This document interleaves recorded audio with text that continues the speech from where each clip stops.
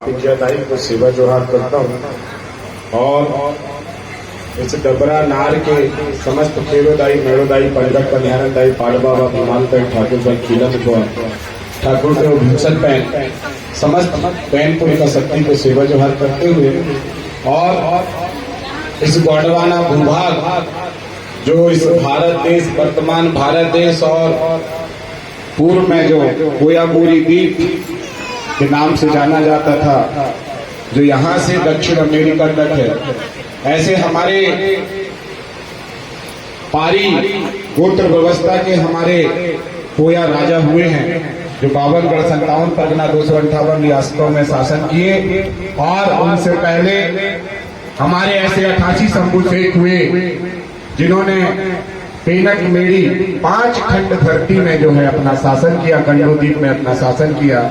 ऐसे तमाम पुरखा शक्ति को और हमारे गोंदोला व्यवस्था जो आज हम यहाँ पे उपस्थित हैं, एक गोंदोला व्यवस्था, एक गांव की व्यवस्था, एक नार की व्यवस्था में उपस्थित सभी हमारे पुरखों के जो व्यवस्था है और उसके वंशज यहाँ पर जो बैठे सभी राजा रानियों के चरणों में राधे श्याम काकुड़िया का सेवा जोहार पहुंचे।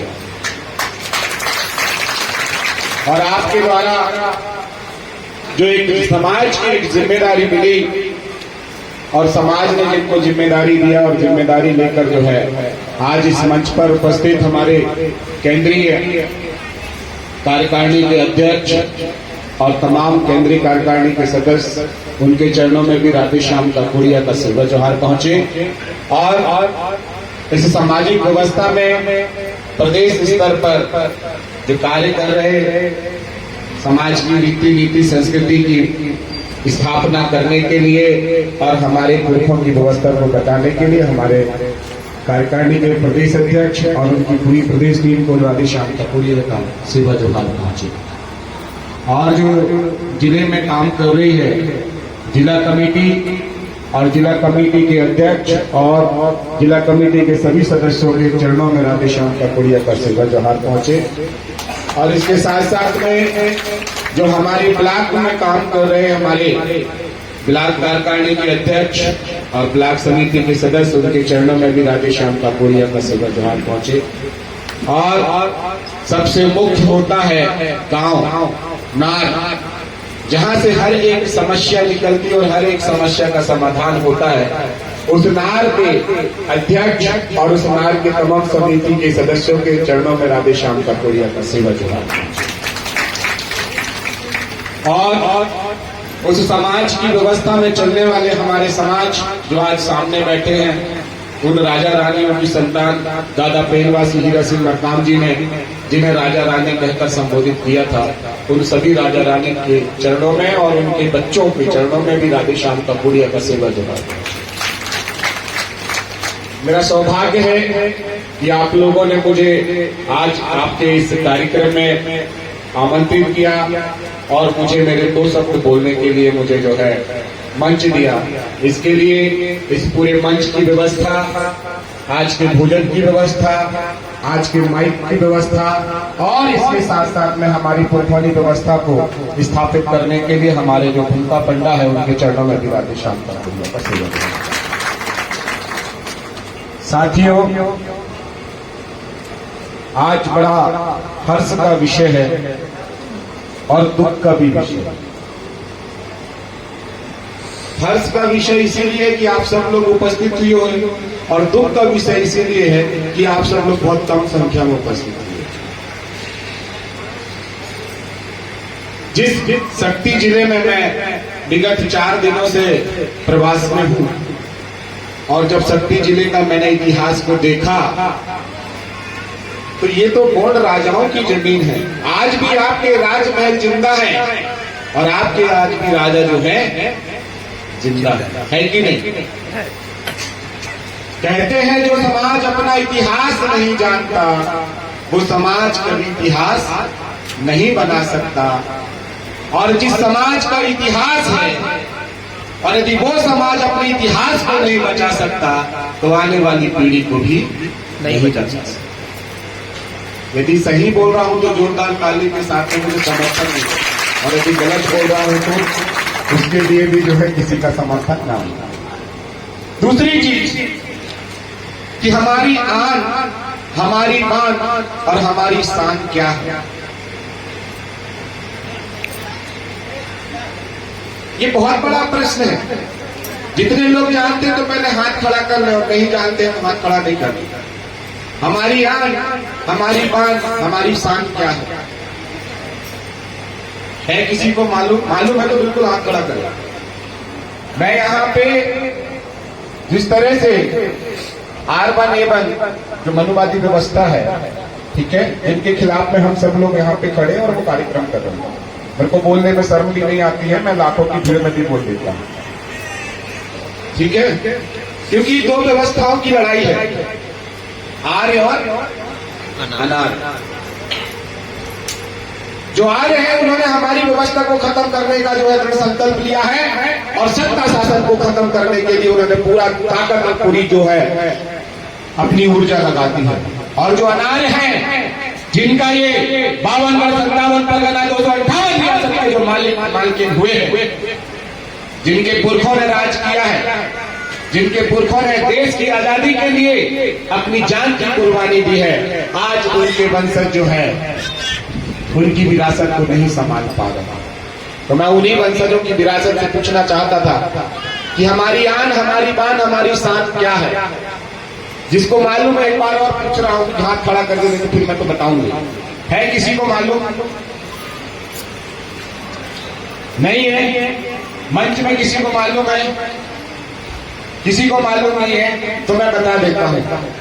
जब भी सामाजिक व्यवस्था की बात होती है, सामाजिक न्याय विधान की बात होती है, तो सबसे पहले समाज की आन, समाज की बान, समाज की शान की पगड़ी, जिसे जो है हम संदेह गागेर के रूप में जो है हमारे राजा महाराजा से लेकर हमारे पहाड़ी तारीख कुमारलिंगों ने जो है अपने सर पे धारण किया था। आज हमारे समाज की आन बान शान जो है पूरी खत्म हो गई है। यदि आज समाज के बीच में यदि किसी समस्या को रखने की बात आए, या हमारी बहन बेटियों की कोई समस्या को रखने की बात आए, और आप जब समाज गंगा में बैठेंगे तो आप क्या उतारेंगे? क्योंकि आपके सर से तो पगड़ी उतर गई, तो गर्दन कटाने के अलावा कुछ बचाएगा समाज के पास में? मैं गलत तो नहीं बोल रहा हूं? गलत बोल रहा हूं ऐसा लग रहा है। यदि सही बोलो तो दोनों हाथ खड़ा करके ताली बजा के मेरे को समर्थन दे, तो फिर मैं अपनी बात को आगे बढ़ाऊं।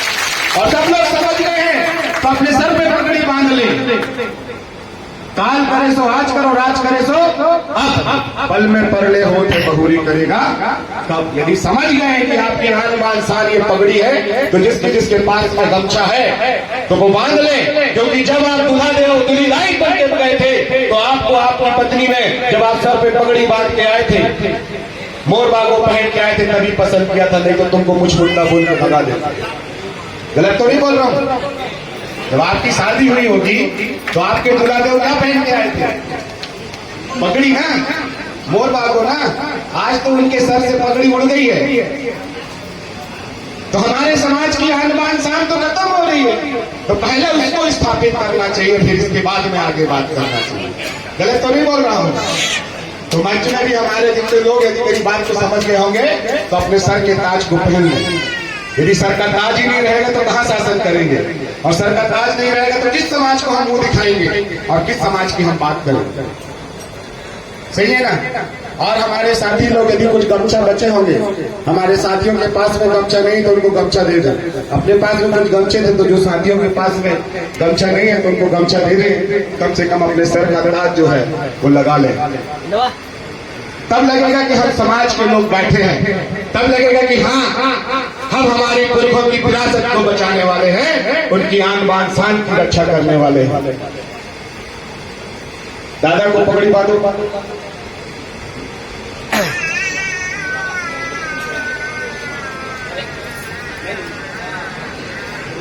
हाँ तो स्वागत कर दीजिए। दादा का क्या नाम बता दीजिए, मैं स्वागत करवा देता हूँ।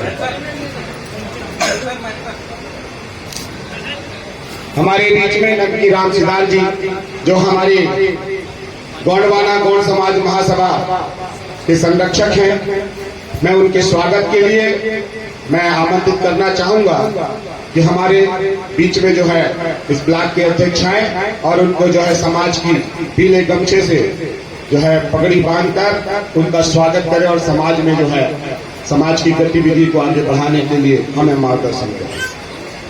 तो मैं अपनी बात को आगे बढ़ाता हूं। दूसरा चीज कि आज हम यहाँ पे क्यों इकट्ठा हुए, यहाँ पे एकत्रित होने का क्या कारण है, सही है ना।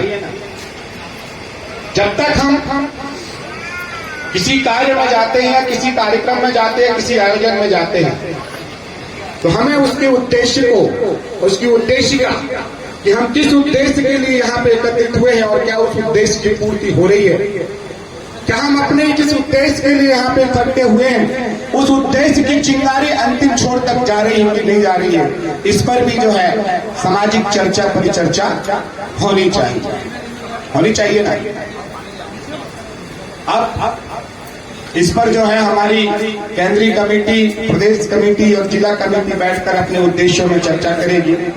मुझे क्योंकि से अपनी जो रीति नीति है उस पर बात करने के लिए और उस पर जो है विचार रखने के लिए मुझे जो है आज का मंच मिला है और उसी पर मैं आप सब लोगों से जो है आग्रह निवेदन करता हूं, यदि मेरी बात को समझ में आएगी तो उसको गांठ बांध लेना और यदि जो बात समझ में नहीं आएगी तो उसको छोड़ के जो है आप अपनी और गली में निकल जाना। आज पूरे भारत देश में दो प्रणाली चल रही है, एक प्रणाली दक्षिणपंथी और एक प्रणाली वामपंथी। दो विचारधाराएं इस देश में, भारत देश में चल रही है और जो गोंडवाना की विचारधारा थी वो विचारधारा जो है सने सने खत्म हो गई। क्यों? क्योंकि हमारी विचारधारा को जिंदा रखने के लिए आज हमारे राजा जो है सत्ता पर नहीं है। आज हमारे राजाओं की जल जंगल जमीन छिन रही है और आपके हक अधिकार भी छीने जा रहे हैं, क्योंकि इस समाज ने अपने हक अधिकार की, अपने मान सम्मान की, अपने शिक्षा स्वास्थ्य रोजगार के लिए जो है किसी दूसरे को बागडोर दे दी है कि वो आपके फैसले, आपके हक अधिकार की बातें और आपके लिए लिए जाने वाले निर्णयों के बैठकर जो है वो निर्णय कर रहे हैं। आज इतना बड़ा समाज अपनी व्यवस्था का निर्णय स्वयं नहीं कर पा रहा है, अपने लिए अर्थ नहीं जुटा पा रहा है, अपने लिए फैसला नहीं कर पा रहा है। इसका सबसे बड़ा कारण है कि सत्ता में आप लोग स्थापित नहीं है। चाहे वो सामाजिक सत्ता की बात करें, चाहे वो आर्थिक सत्ता की बात करें, चाहे राजनीतिक सत्ता की बात करें, आपके पास में सत्ता जो है खिसक गई है। और वो इसीलिए क्योंकि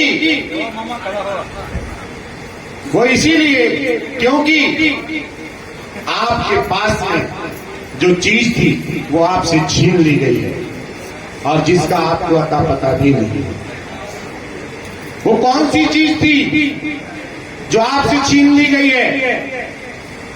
वो सबसे पहली व्यवस्था थी आपकी टोटम व्यवस्था, आपकी पारी व्यवस्था, आपकी सामाजिक व्यवस्था, जिसके माध्यम से हम जो है अपने जन्म के संस्कार, अपने विवाह के संस्कार, अपने मृत्यु के संस्कार किया करते थे। उस पर आपके घर पे जो है आपके बाना, आपके थाना और आपके खाना में जो है दुश्मनों का क्या हो गया है, कब्जा हो गया है।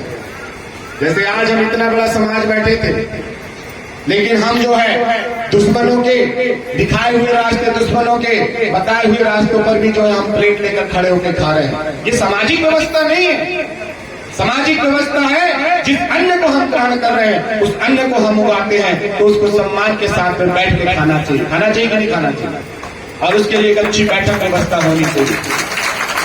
हम एक सामाजिक मांझी में बैठे हैं और सामाजिक मांझी का पहला जो सिद्धांत है कि इस प्रकृति ने जो हमको दिया है हम प्रकृति को वापस करें, तो हम उस पर भी जो है दूसरी व्यवस्थाओं को लाके मारे। दूसरी चीज कि हम हमारे बाना खाना के लिए कट्टर नहीं है। जब मैं आया देखा कि मैंने बोला तो यहाँ पे सब कल मुझे पता चला कि हम सामाजिक बैठक में जा रहे हैं। तो सामाजिक स्थिति परिस्थिति में अपनी पोशाक होती है कि नहीं, अपना एक पहनावा होता है, अपनी एक अलग पहचान होती है, तो वो समाज में से गायब हो गई है। आज हमारे समाज के लोग धोती पहनने में शर्मा रहे हैं, पगड़ी लगाने में शर्मा रहे हैं। अपनी व्यवस्था को स्थापित करने में पहले आपको अपने पुरखों से सीखना होगा। हमारे जो राजा महाराजा थे वो भी धोती पहनकर राज करते थे। हमारी जो रानियां थी वो भी 16 हाथ की धोतियां पहनकर क्या करती थी, युद्ध में जाती थी, युद्ध लड़ती थी। आज भी हमारे गांव में जाके देखिएगा, धोतियां पहन के ही खेत के काम अच्छे से किए जाते हैं, साड़ी पहन के खेत के काम नहीं होते कि हो जाते हैं।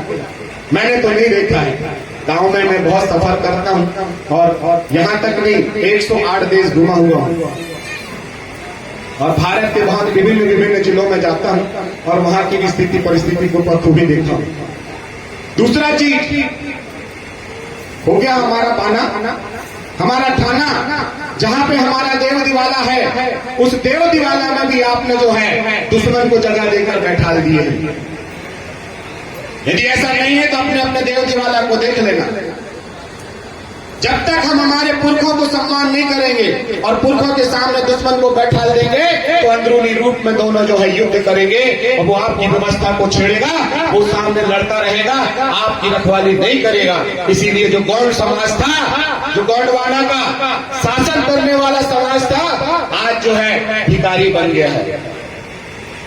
मेरे को शर्म नहीं लगती बात को बोलने में। आज आप शासन की राशन की दुकान में भीख मांगने जाते हो। आज जो है शासन के द्वारा जो है 1000 रुपए के लेने के लिए जो है हमारी मातृशक्तियां जाती हैं। हमारी पितृशक्ति जो किसान हैं वो 6000 रुपए लेने के लिए जो किसान सम्मान निधि लेने के लिए जाते हैं। क्या उनके हाथों में वो ताकत खत्म हो गई कि उन्होंने जो है जंगल को काट कर जो है खेत बनाकर, झाड़ियों को साफ कर जो है खेत बनाकर जो है पूरे जीवन को दिया था और जीवन को जीने के लिए आपको एक भाग दिया था। आज तो आपके पास से आपके जंगल भी छीने जा रहे हैं, आपकी जमीनें भी छीनी जा रही हैं। लगातार मैं युद्ध लड़ रहा हूं। मैं मेरे मध्य प्रदेश में मानपुर विधानसभा क्षेत्र से 500 गांव को विस्थापित होने से रोका हूं, 113 गांव को डैम बनने से रोका हूं और इसके साथ साथ में वन की जो भूमि है उसको भी कब्जा करने से वन विभाग से रोकने की ताकत को रखकर आप लोग के बीच में आज आया। और उसी षड्यंत्र के तहत जो है हमारी अभी सर से बात हो रही थी, अभी उसी समस्या को लेकर जो है मैं 10 महीने जेल में था, 10 महीने 3 दिन। मेरा कोई पर्सनल मैटर नहीं था, सामाजिक मैटर है। और आज भी 7 जिलों से जिला बदल हूं, लेकिन चेहरे में कोई सिकन है क्या? आज भी मैं टंट्या मामा बिरसा मुंडा के जैसे और हमारे गौड़ शासक के महान राजा शंकर शाह कुमार रघुनाथ शाह के जैसे समाज के लिए सीने में गोली खाने के लिए तैयार हूं। लेकिन समाज को बुज़दिल नहीं, बहादुर बनना होगा और समाज को डर कर जो है अपनी समस्याओं का सामना करना होगा। तब हमारे जैसे जो है लाखों युवा निकल के आएंगे और आपके जैसे बनाए हुए शंकर शाह कुमार रघुनाथ शाह जैसे राजा, प्रवीण चंद्र भंजदेव जैसे राजा, ऐसे यार राजा जो है। अभी हम सुंदर सा मरकाम राजा के पास में गए थे, कल हम गढ़ी में गए थे वहां पे, तो ऐसे राजा आपके लिए आकर आपकी सेवा करने के लिए तैयार होंगे। लेकिन आपको अपने समाज के प्रति कट्टर होना पड़ेगा। आज हम कट्टर नहीं है। जब मैं आया था देखा मैंने फड़ा पहन का वो चल रहा था, गोंगो चल रही थी और उस पे सुमरनी चल रही थी। मेरे पास वीडियो भी है, हमारे बहुत सारे साथी जूता पहन के खड़े हुए थे। मतलब हम हमारी संस्कृति के प्रति जवाबदेह नहीं है, हमारी सभ्यता के प्रति हम कट्टर नहीं है और हमारे समाज के प्रति कट्टर नहीं है। तो आप कैसे अपने बच्चों के भविष्य को संरक्षित कर सकते हो? ये सोचने का विषय है कि नहीं? तो इस पर जो है आपको चिंतन मंथन करना होगा। मैं नहीं बोलता कि आप नहीं कर सकते, आप कर सकते हैं, क्योंकि अभी भी हमारे पुरखों की जो यादें हैं हमारे दिल पे हैं। अभी भी हमारे पुरखों की जगह हमारे घर पे है। अभी हमने हमारे थाना में जो है दुश्मन को जगह दी है, लेकिन दिल में पूरी तरह से जगह नहीं दी है। आज भी हम नवाखाई करते हैं, आज भी हम हमारे पुरखों का शादी ब्याह जो है मागर माटी लेने जाते हैं, और आज भी हम जो है नांगर व्यवस्था से लेकर तमाम तरह की व्यवस्थाओं पे जो है आज भी हम व्यवस्थित है कि नहीं। यदि सारे लोग व्यवस्थित है तो दोनों हाथ खड़ा करके ताली बजाओ, तो मैं फिर आगे बात रखूं। तो हम सब लोग व्यवस्थित हैं, लेकिन पूर्ण रूप से व्यवस्थित होने के लिए हमें कट्टरता आनी चाहिए समाज के प्रति, अपनी संस्कृति के प्रति, अपने संस्कार के प्रति। जो भी हमारे तीज त्योहार है, रेला पाठा है, हमें उनको मनाना चाहिए। और इसके साथ साथ में हमारे बच्चों की आधुनिक शिक्षा के साथ साथ में सामाजिक शिक्षा को भी हमको देने की आवश्यकता है। यदि हम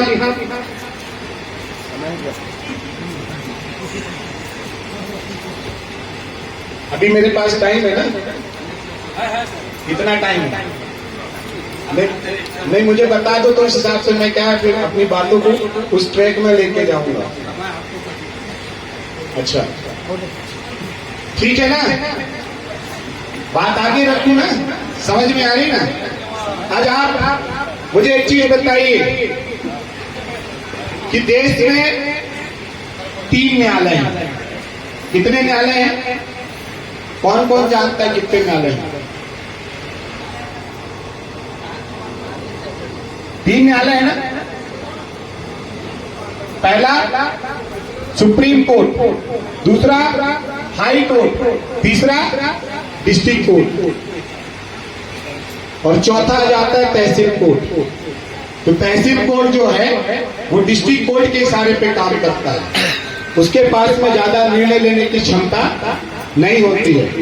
और उसी तरह से मैं जिस चीज को बात बता रहा हूं, अब मूंद सूल सर्री को कितने लोग जानते हैं? यदि जानते हैं ऐसे हाथ खड़ा करके बताना, यदि नहीं जानते हैं तो फिर मैं उसको बताऊंगा। कितने लोग जानते हैं मूंद सूल सर्री को? कोई नहीं जानता? हाँ, मंच पे जानते हैं। इनके लिए जोरदार ताली बजा दो। अब पहले मूंद सूल सर्री की बात करते हैं, और मूंद सूल सर्री किसने दिया था उस पर भी मैं चर्चा करूंगा। ये मेरे पास में गौड़ उत्पत्ति इतिहास और संस्कृति की एक पुस्तक है। इसको पढ़ा है किसी ने? यदि नहीं पढ़ा है तो आप इसको ले लो। ये हमारे गुरुजी के यहाँ थी, मराठी जी के यहाँ थी, तो मैंने उसको देखा थोड़ा सा, मतलब मेरे को दो, हम इसका प्रचार प्रसार करेंगे। क्योंकि इस पर हमारे जो बुद्धिजीवी हैं उन्होंने प्रयास किया कि इस पर जो है कुछ चीजें ऐसी दिखा दी जाए, ऐसी लिख दी जाए कि जो आपको जो है मिल जाए। और जो आज हम मैकाले की पद्धति में जो पढ़ रहे हैं, मैकाले की पद्धति में ना स्कूल, किस पे पढ़ते हैं? स्कूल। स्कूल का मतलब होता है ना इस कुल का ना उस कुल का, बस पैसे के लिए पढ़ाई होती है, उसको बोलते हैं स्कूल। और उस कुल को क्या बोलते हैं मैकाले में? कॉन्वेंट। कॉन्वेंट का मतलब होता है अनाथालय। और उस अनाथालय में क्या मिलता है आपको? आर्टिफिशियल फादर मिलता है, और आर्टिफिशियल सिस्टर मिलती है, और आर्टिफिशियल मदर मिलती है। मिलती कि नहीं? और स्कूल में क्या लिखा है? अभी तो मैं स्कूल बोल रहा हूँ, लेकिन यहाँ का लिखा हुआ क्या देखते हैं? माध्यमिक पाठशाला, प्राथमिक पाठशाला और उच्चतम पाठशाला। शाला किसको बोलते हैं? हमारे यहाँ जो शादी के बाद में जीजा और साले का जो रिश्ता होता है, किसका रिश्ता होता है? हंसने वाली बात नहीं है, लिखा रहता है स्कूल में। गलत तो नहीं बोल रहा हूं साहब? सर जी स्कूल में लिखा रहता है ना पाठशाला, तो साला किस पे होता है भाई? जब शादी होती है, शादी होने के बाद में हमारी पत्नी का जो भाई है उसको क्या बोलते हैं? साला। इसीलिए स्कूल में क्या बोलते हैं? बहन जी, बहन जी बोलते हैं ना। और क्या बोलते हैं? सर को क्या बोलते हैं? आचार्य जी तो वो संस्कृति की भाषा है ना। शिक्षक बोलते हैं, है ना। सर जी बोलते हैं। तो हमारे यहाँ क्या बोलते हैं दामाद को? बाबू बोलते कि नहीं, अरे हाँ बाबू आए हैं, खाना वाना दे तो पानी वानी देते चलते। तो अभी की जो शिक्षा पद्धति है उसको आपको समझने की आवश्यकता है। और पहले की जो शिक्षा पद्धति थी उसको बोलते थे गोठुल। क्या बोलते थे? गोठुल। गोठुल का मतलब होता है, गो का मतलब होता है ज्ञान और ठुल का मतलब होता है स्थान, ज्ञान प्राप्ति का स्थान। वो किसने स्थापित किया था? वो हमारे प्रथम शंभु से कोसुडुम में, और उसकी जोड़ी का नाम है मूलादाई। हम अपने मूल में जो है यदि स्थापित रहेंगे तो हमारे आने वाले जो वंशज है, हमारी आने वाली जो पीढ़ी है वो भी अपनी जड़ों से जुड़ी रहेगी। इसीलिए शंभु शेख और मूलादाई को जो है आपको हेत करना चाहिए, उसे बार बार याद करना चाहिए। तो बोलिए जरा, प्रथम शंभु शेख कोसुडुम दाई मूलाता, सेवा सेवा, कोसुडुम दाई मूलाता, सेवा सेवा। आज वो हमारा जो कोसुडुम था जिसने मूंद सूल सभी दिया, मानसिक पटल, बौद्धिक पटल और शारीरिक पटल। यदि हमारा समाज आज मांदी में बैठा है, इस मांदी में बैठने के लिए, इस मांदी में आने के लिए हमारे जो सामने बैठे हैं इन्होंने एक माहौल बनाया होगा। तब आपके पास में विचार आया कि हमको गाड़ी से जाना है कि मोटर से जाना है कि कार से जाना है, और जब बुद्धि से आपने तर्क किया, इसके बाद आपने अपने शरीर को कष्ट करते हुए यहाँ पर पहुंचे, तो आप सफल हुए कि नहीं हुए? आज सब लोग यहाँ पे बैठे तो सफल है ना। तो ये ज्ञान तो हमारे महापुरुषों ने जो है गांव गांव में, नार नार में जो है पाना लगाकर आपको बता दिया था कि हमारा समाज मूल सूल सबरी से चलने वाला समाज है। वो जो देख रहे हैं आप वहाँ पे सल्लेर घाघेर का निशान, वो मूल सूल सबरी का बता रहा है कि मातृ शक्ति पितृ शक्ति जब मूल सूल सबरी से चलेगी तो अपने हर एक जो है लक्ष्यों को पूरा कर सकती है, हर एक सिद्धांत में जो है वो सफल हो सकती है। ये ज्ञान ना तो हिंदुओं के पास में है, न मुसलमानों के पास में है, न क्रिश्चियनों के पास में है। ये है तो मात्र हमारे गौड़ियन सभ्यता, गौड़ियन संस्कृति में है। मूंद सूल शरीर, त्रिगुण सूत्री मार्ग, और ये त्रिगुण सूत्री मार्ग से ही पूरा देश चल रहा है, पूरा विश्व चल रहा है। लेकिन आपको जानकारी नहीं है, क्योंकि दुश्मनों ने बोला है कि तीन तिगाड़ा और सारा काम बिगाड़ा। लेकिन हम यहाँ पे बोलते हैं, हमारे पुरखे बोलते हैं, हमारे भांगी पारी गोपाल लिंगो बोलते हैं, तीन तिगाड़ा और हर काम को हमने सुधारा। तो वो तीन से ही चलता है। तो वो तीन क्या है?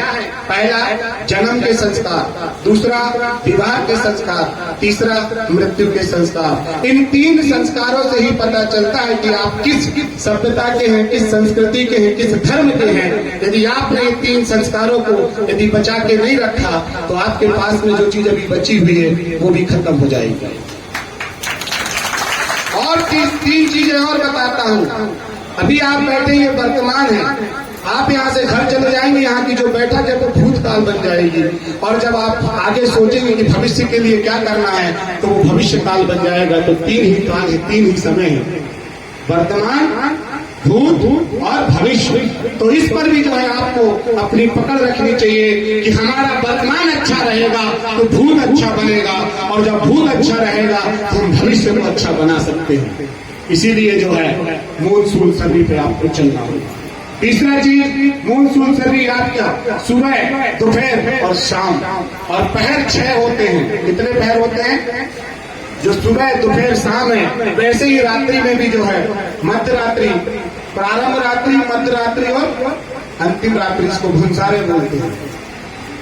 और उसमें देखेंगे तो 6 ही पहर होते हैं, लेकिन हमें गलत पढ़ाया जाता है, गलत सिखाया जाता है। तो इन सबको जानने के लिए आपको अब क्या करना होगा? जो आज आपकी खाप पंचायत है, जो आज आपकी जो है सामाजिक पंचायत है, और इसको हमारे पुरखे क्या बोलते थे? पारंपरिक सांस्कृतिक रूढ़िगत ग्राम सभा। इसी को क्या बोलते हैं? गोंदोला व्यवस्था। इसी को क्या बोलते हैं? पहांदी पारी कुपार लिंगो नार निजान बोलते हैं। क्या बोलते हैं? पहांदी पारी कुपार लिंगो नार निजान। और ये हमको इसीलिए मिला है क्योंकि हमारे पुरखों ने इस प्रकृति को संतुलन करने के लिए जो सम व्यवस्था स्थापित की थी, जो मंडलिक व्यवस्था स्थापित की थी, जो ऊना पूना व्यवस्था स्थापित की थी, उस व्यवस्था के कारण हम लोग जो है अपने अलग निजाम में चलते हैं, जिसके तहत हमको जो है वर्तमान के भारतीय संविधान में हमको जो है कस्टमरी लॉ दिया है। भारतीय संविधान के मूल अधिकार 13(3) का रूढ़ी प्रथा को विधि का बल प्राप्त है। इसीलिए हमारे लिए जो है अलग कानून व्यवस्था है, वो है सामाजिक व्यवस्था। लेकिन जब तक हम हमारे समाज की व्यवस्था को नहीं समझेंगे, हमारे पुरखों की व्यवस्था को नहीं समझेंगे, तब तक हम उस व्यवस्था पे स्थापित नहीं हो पाएंगे। और इस व्यवस्था को परिपूर्ण करने के लिए भारतीय संविधान में जो 13(3) का दिया है और हमारे लिए जो अधिकार दिए वो आए कैसे, इसको जानते हैं क्या? इसको आप लोग जानते हैं? नहीं जानते होंगे तो मैं बता देता हूँ। इस भारत देश के सबसे बड़े क्रांतिकारी शंकर साहब कुंवर रघुनाथ शाह ने 1857 की क्रांति में अंग्रेजों के खिलाफ में जो बिगुल फूका था, उस पर जो है उनको तोप के सामने में खड़ा करके उनको उड़ा दिया गया। फिर इसके बाद सामंतवादी इस देश के जो आर्य हैं, उन्होंने अंग्रेजों के साथ में मिलकर क्रिमिनल ट्राइब्स एक्ट बनवाया। कौन सा एक्ट बनाया? Criminal tribes act. मतलब आदिवासी, जैसे आज हम यहाँ पे इकट्ठे बैठे हैं, यदि उस समय में बैठते तो अंग्रेज और जो जमींदार जिसने हमारी जमीनों को कब्जा किया, वो आके गोली मार के हमको खत्म कर देते। उस कानून को तोड़ने के लिए टंटिया मामा ने 1,27,000 पारंपरिक सांस्कृतिक रूढ़िगत ग्राम सभा बनाई और क्रिमिनल ट्राइब कानून को तोड़कर जो है भील रेजिमेंट बनाकर हमको नौकरी दी। आज जिनके पास में नौकरी है वो सभी टंटिया मामा की देन है। आज जो कर्मचारी अधिकारी बने हैं, चाहे शिक्षक हो, चाहे अधिकारी हो, चाहे सचिव हो, चाहे जो भी पद में है, तो वो टंटिया मामा की देन है। और आपके पास में जो जमीन है, आजादी के बाद 1 एकड़ 2 एकड़ 3 एकड़ 4 एकड़ वो जमीन भी आपकी नहीं है, वो टंटिया मामा की देन है, वो बिरसा मुंडा की देन है। बिरसा मुंडा ने 1908 में एंटी एक्ट बनवाया था, जो छोटा नागपुर से चालू होता है, और 1908 के तहत आदिवासी की जमीन को ना तो सरकार ले सकती है, ना गैर आदिवासी ले सकता है। लेकिन हम हमारे महापुरुषों को नहीं जानने के कारण, हमारे अधिकारों को नहीं जानने के कारण आज सरकार हमारी जमीन को लेकर खनिज संपदा निकाल रही कि नहीं निकाल रही? और हम घर की ठोकर खा रहे हैं। फिर इसके बाद जयपाल सिंह मुंडा ने भारतीय संविधान को बनाने के लिए बाबा साहब अम्बेडकर के साथ में जो काम किया और हमारी रूढ़ी प्रथा को, हमारी प्राचीन व्यवस्था को, कैसी व्यवस्था? प्राचीन गोंडोला व्यवस्था, नार व्यवस्था को देखते हुए भारतीय संविधान में 13(3) का बनाकर हमको रूढ़ी प्रथा दी, जिस पर हम हमारे भूमिका मुठुआ मुकदम बनाकर जो आज हम गांव में फैसला करते हैं, जो ग्राम सभा सर्वोपरि होती है, वो क्यों होती है सर्वोपरि? क्योंकि 1870 में एलिजाबेथ जब भारत आई थी तो 99 वर्ष के लिए इस जमीन को लीज में दिया था और वोट गवर्नमेंट के साथ में उसका एग्रीमेंट हुआ था। इसीलिए केंद्र सरकार, राज्य सरकार और पंचायत के बाद आती है ग्राम सरकार, और ग्राम सरकार में अधिकार किसका है? हमारा। इसीलिए हम क्या बोलते हैं? मावा काटे मावा राज। और वेदांता जजमेंट में आपको दिया है विधानसभा में लोकसभा सबसे बड़ी ग्राम सभा, लेकिन किसी को मालूम है क्या? एक भी जजमेंट आपको नहीं पता। क्यों नहीं पता? एक भी अधिकार आपको नहीं पता। क्यों नहीं पता? यदि पता हो जाता तो जो आपके ऊपर में जो 1%, 2%, 3% लोग हैं, जो विधायक सांसद बन के बैठे हुए हैं, उनको आप जड़ से उखाड़ कर फेंक देते और आप अपनी सत्ता स्थापित कर लेते ना। तो जो आपको 13(3) का के तहत रूढ़ी प्रथा मिली और उसी के तहत आपको जो है आर्टिकल नंबर 244 के तहत आपको मिला स्वशासन, 5वीं अनुसूची। और उसी 5वीं अनुसूची के तहत जो है आपने अभी जो जाति पंचायत बनाई है वो 13(3) का और फिर 244 के तहत आप सारे निर्णय कर सकते हो। इस पे ना तो कोई जिला प्रशासन आपको उंगली उठा सकता है, ना तो कोई जो है एसपी कोई पुलिस प्रशासन आपको उंगली उठा सकता है, और ना ही यहाँ आपको जो है कोई भी न्यायालय उंगली नहीं उठा सकता। जो आपकी जो जाति पंचायत है, जो ग्राम पंचायत है, जो आपकी घर पंचायत है, उसने जो निर्णय ले लिया वो निर्णय सर्वमान्य होता है। लेकिन आपको उस पर विश्वास नहीं। आप सबसे पहले कहाँ चले जाते हैं? पुलिस थाने। पुलिस थाने के बाद फिर कोर्ट चले जाते हैं और आपके पैर की चप्पलें घिसते रहती है। आप धन से भी गए और मन से भी गए और जन से भी चले जाते हो। आपके अधिकार का फैसला वो जो है 2-3 जो है जज बैठ कर देते हैं, जबकि हमारा अधिकार का फैसला जज नहीं करते, समाज बैठते करती है। और समाज में पूरे लोग एक साथ आते हैं, उसको बोलते हैं यूनिटी, उसको बोलते हैं पावर, उसको बोलते हैं विधानसभा ना लोकसभा सबसे बड़ी, तो बोलो ना, विधानसभा ना लोकसभा सबसे बड़ी, विधानसभा ना लोकसभा सबसे बड़ी। तो आपको वो बनाना होगा और अपने गांव में कब्जा करना होगा। आप छोड़ दो, कोई बोलता है कि मैं ओबीसी का हूँ, हिंदू हूँ, छोड़ दो। कोई बोलता है एससी का हूँ, मैं हिंदू, उसको भी छोड़ दो। कोई सामान्य वर्ग का तो बोलता वो हिंदू हूँ, उसको भी छोड़ दो। क्योंकि जब वो खेती करते हैं, शादी करते हैं, वो आदिवासी व्यवस्था से करते हैं, और लेकिन हमको दिखावे में बोलते हैं कि हम हिंदू हैं। यदि आप हिंदू हो तो आप नागर माटी क्यों लेके आते हो? आप हिंदू हो तो शादी में मंडप क्यों लगाते हो? आप हिंदू हो तो 7 फेरे क्यों लेते हो? कौन से वेद में, कौन से शास्त्र में, कौन से पुराण में लिखा हुआ है, मेरे को बता सकता हूं। लेकिन जिएंगे आदिवासी संस्कृति से, मरेंगे तो आदिवासी संस्कृति से, लेकिन दिखाएंगे तो क्या बोलेंगे? हिंदू हैं।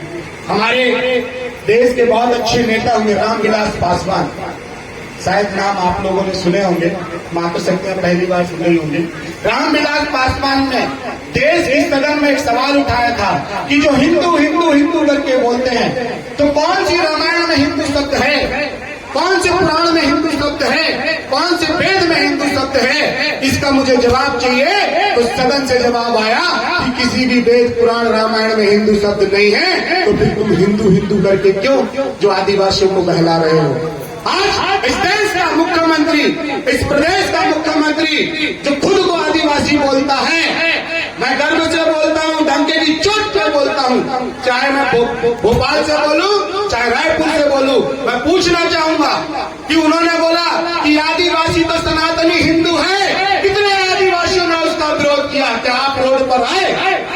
और यदि बोलता है कि आदिवासी सारे हिंदू हैं, तो मैं आपसे पूछना चाहता हूँ, यदि आप हिंदू हैं तो क्या आपका जनेऊ संस्कार हुआ है? क्या आपका उपनयन संस्कार हुआ है? क्या आपने 5 घर 10 घर 9 घर में जो है पटुक ब्राह्मण बन के भीख मांगा है? यदि आप हिंदू हैं, मैं बोलता हूँ कि चलो मैं हिंदू हूँ, मेरे को जो है तिरुपति बालाजी में मुख्य जो पुजारी बना दे। तो क्या विष्णुदेव साहब मुझे मुख्य मंदिर में पुजारी बना सकते हैं क्या?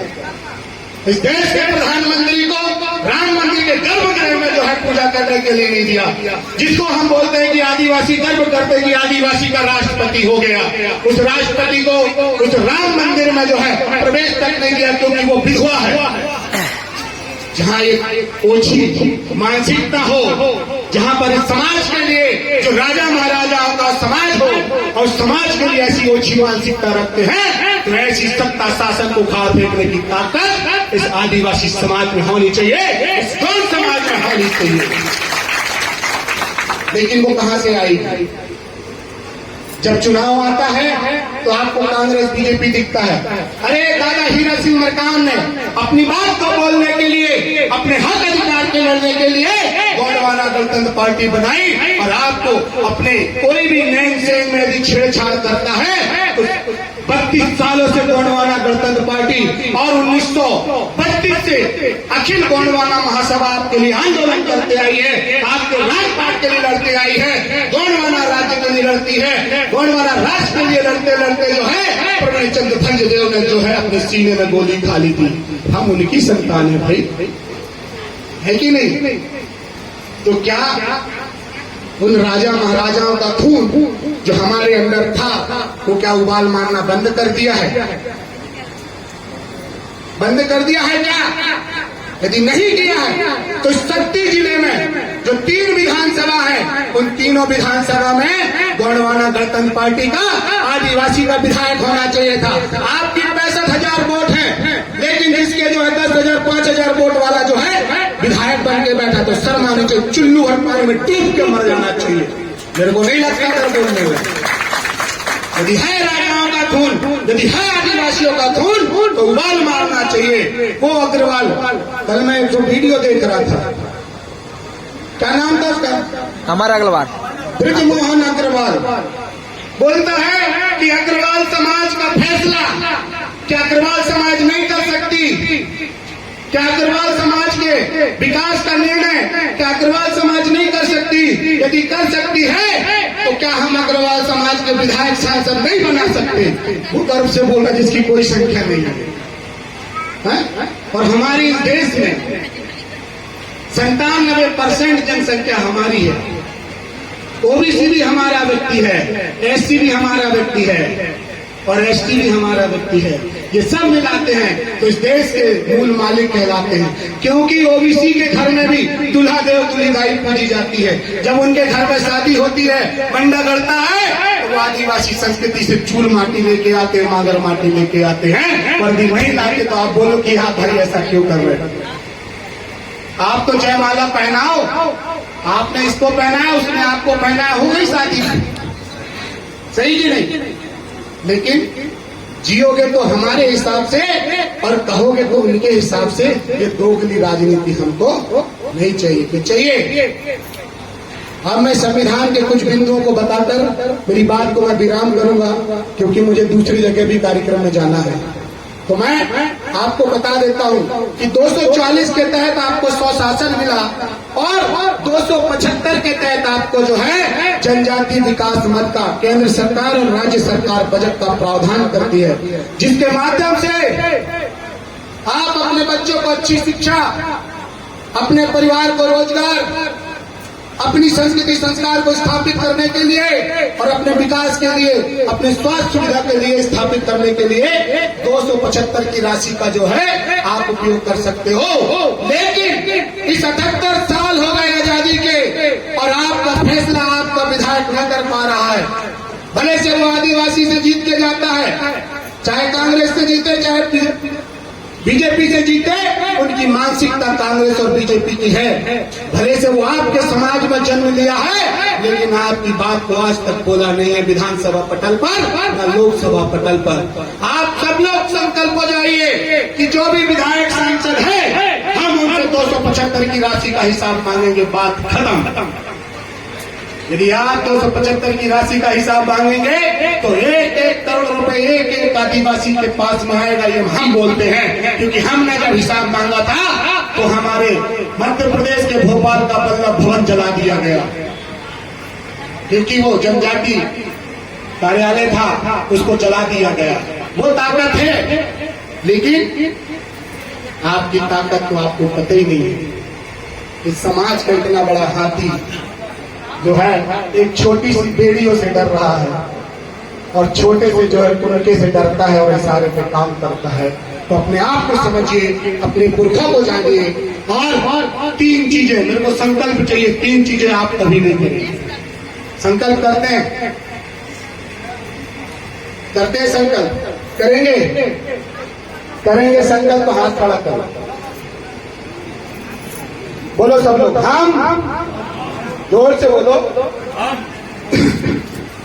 बोलो हम संकल्प करते हैं हम अपनी जमीन, अपनी बेटी, अपना वोट समझदार व्यक्ति को देंगे। हम अपनी जमीन को किसी व्यापारी उद्योगपति को नहीं देंगे, हम अपनी जमीन को गैर जनजाति को नहीं देंगे,